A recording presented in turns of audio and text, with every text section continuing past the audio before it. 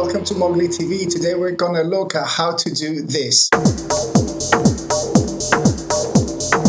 All those clips I've been creating using Heart Attack, my latest plugin for Resolume. So here we are in Resolume. This is the default for Heart Attack, as you'll see it when you first load it into your composition. I'm just gonna switch some things off for clarity while I'll go through the controls of the interface.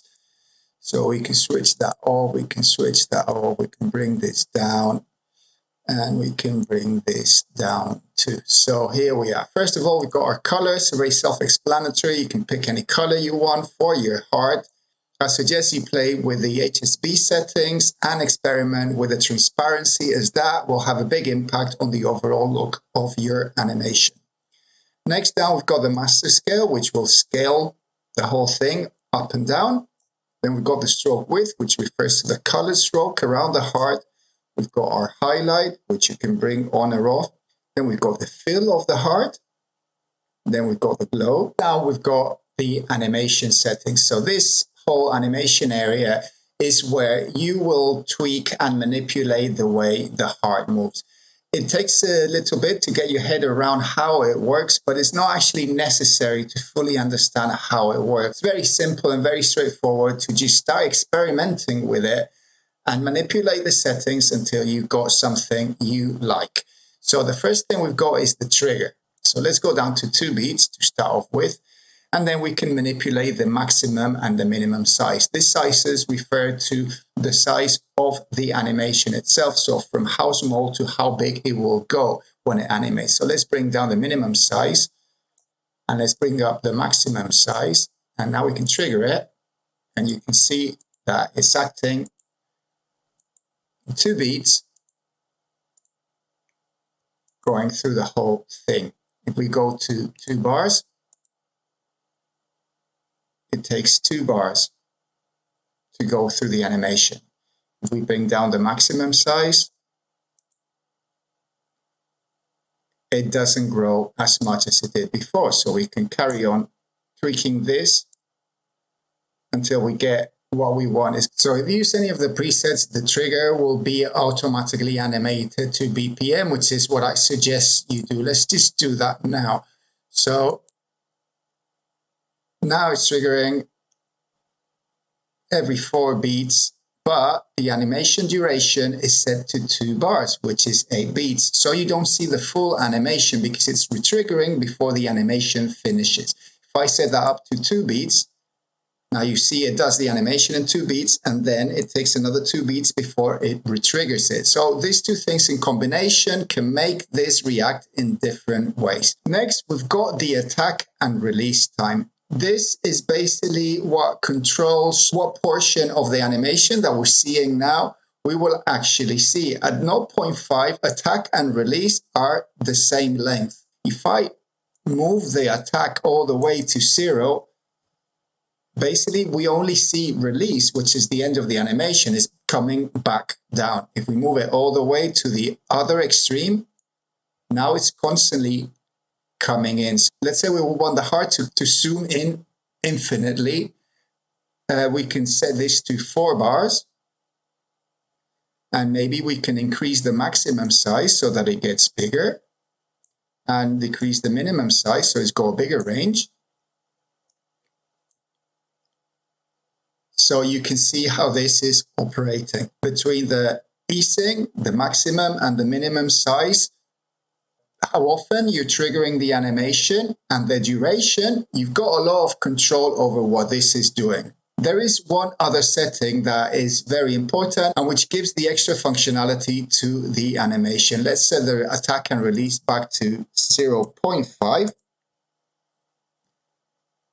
And we can look at the easing menu. It's got this drop-down menu which has got all these different curves that will be applied to your animation. So let's try, for example, the elastic in or elastic out, sorry. So you see there's that bounce. You might want to tweak the maximum size so it stays within the boundaries of your frame. If you increase the minimum size, the range will be slightly smaller to the point where it's just got a very, very subtle bounce. All these curves will react completely different and give you a range of different animation.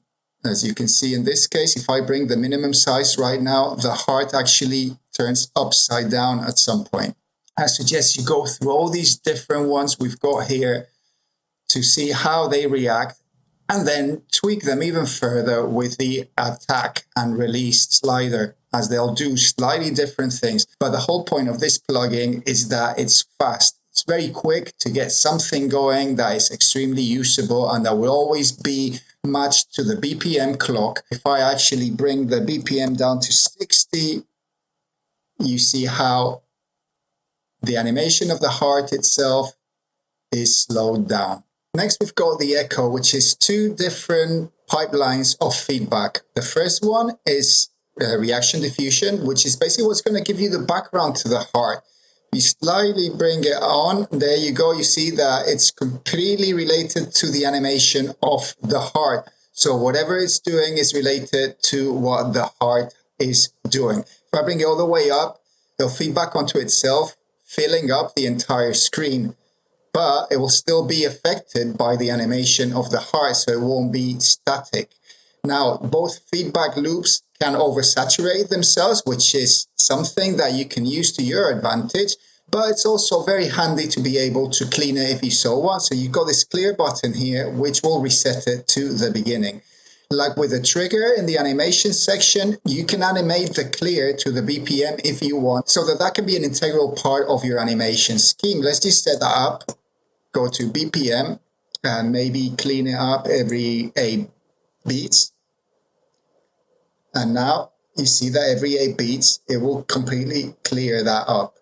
You can play with how the animation settings operate within the clear, how many beats you want the clear on. You could even put envelopes on the clear, and that will have a massive impact on what you get overall.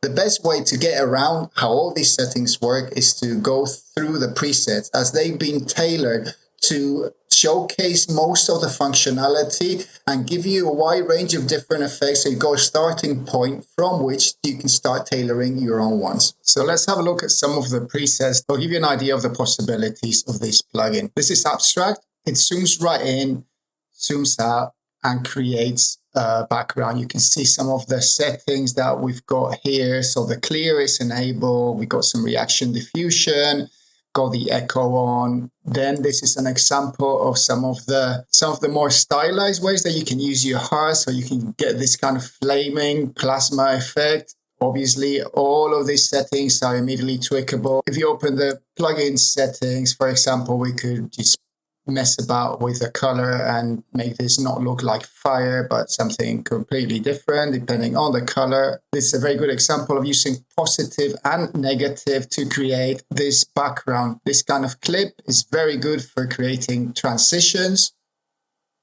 This is a basic but very effective feedback kind of effect. So it's got a gap in the middle, allows you to have this choreographed to whatever else you're playing. At the same time, having that gap, it has the same effect as you triggering the clip on and off, but you don't have to trigger the clip on and off. It just does this on its own automatically, so you can focus your attention on other things. Some nice gold glowing effects, full frame kind of animation that gives this style with reaction diffusion, which is reminiscent of Keith Haring. Again, more stylized, this one with the heart actually switching upside down at some point. That's all achieved with the curves that you find in the drop-down menu. Nice kind of glowing effects, again using that positive and negative kind of interaction, very useful for transitions. So another one of these plasma-like options, animating a lot of factors in it, including the lighting.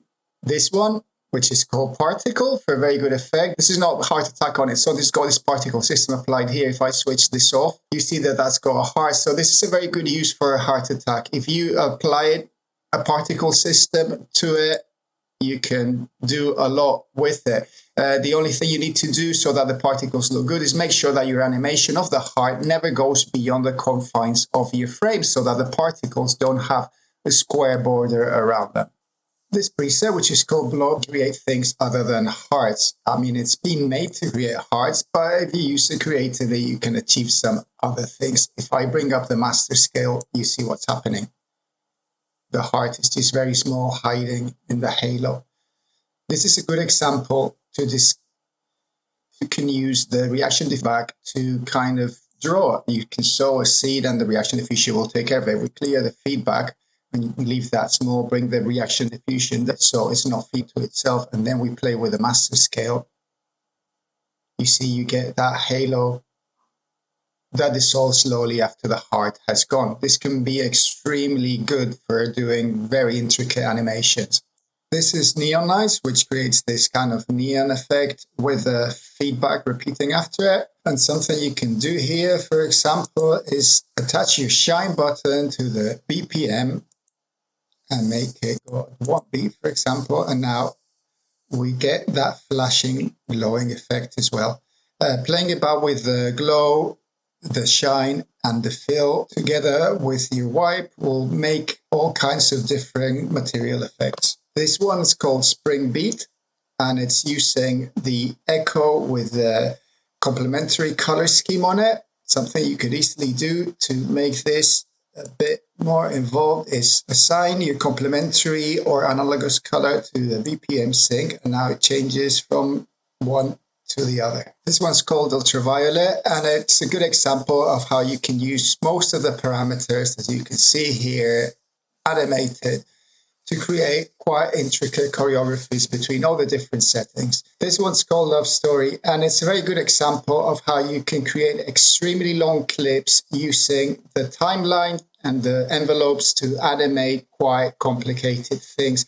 I'm not going to play it in its entirety because it's fairly long. As you can see here in the master scale, this is 256 beats long.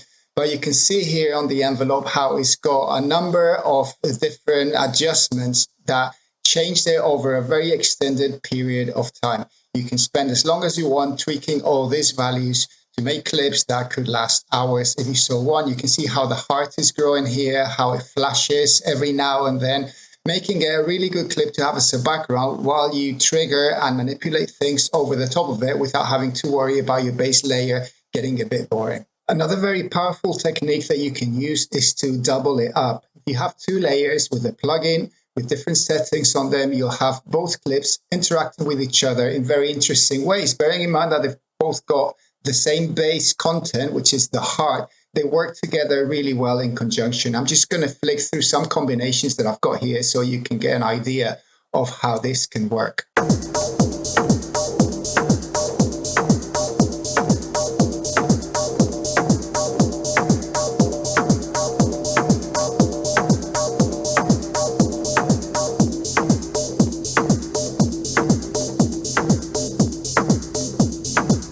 It has to be said that if you're doubling up, you will need a powerful computer also, depending on the output resolution and the size of your composition.